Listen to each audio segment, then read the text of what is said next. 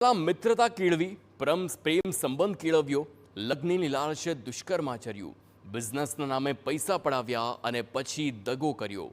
અમદાવાદના ઘાટલોડિયામાં fashion designer યુવતીએ પ્રેમી વિરુદ્ધ લગ્નની લાલચે દુષ્કર્મની ફરિયાદ નોંધાવી છે.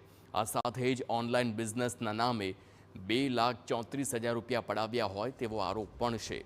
11 મહિના પહેલા બંને વચ્ચે મિત્રતા થઈ હતી અને યુવતીએ લગ્ન બાદ પતિ સાથે મનમેળ નહીં આવતા એકલી રહેતી હતી ને જે બાદથી આરોપી સાથે મિત્રતા થઈ, જે બાદ તેણે પતિ સાથે છૂટાછેડા લીધા. આરોપીએ લગ્નની લાલચ આપી અને તેની સાથે શારીરિક સંબંધો બનાવ્યા હતા, જેના થોડા સમય બાદ લગ્નની વાત કરતા પ્રેમી મારઝૂડ કરવા લાગ્યો.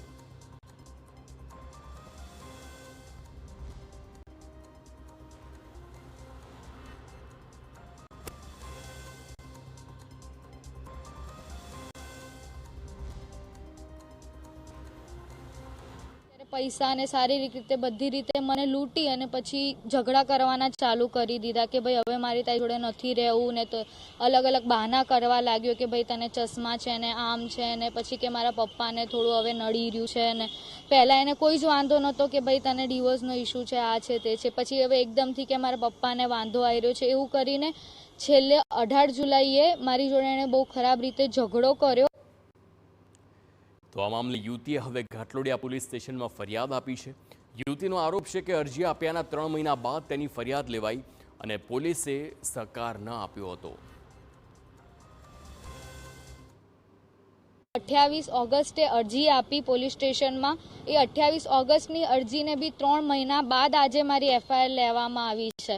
મને પોલીસવાળાએ આમથી આમ ધક્કા ખવડાવી રાખ્યા. પહેલાં વસ્ત્રાપુર મહિલા પોલીસ સ્ટેશને મને ધક્કા ખવડાયા. મને ત્યાંના પીઆઈએ ચોખ્ખી ના પાડી દીધી કે મેડમ આમાં તો એફઆઈઆર થાય જ નહીં, તમારથી જે થાય ને કરી લો, અમે એફઆઈઆર નહીં લઈએ. આરોપી અભ્યાસ કરે છે, વાડજનો રહેવાસી છે. પોલીસે હવે ફરિયાદ નોંધીને આરોપીની શોધખોળ શરૂ કરી છે.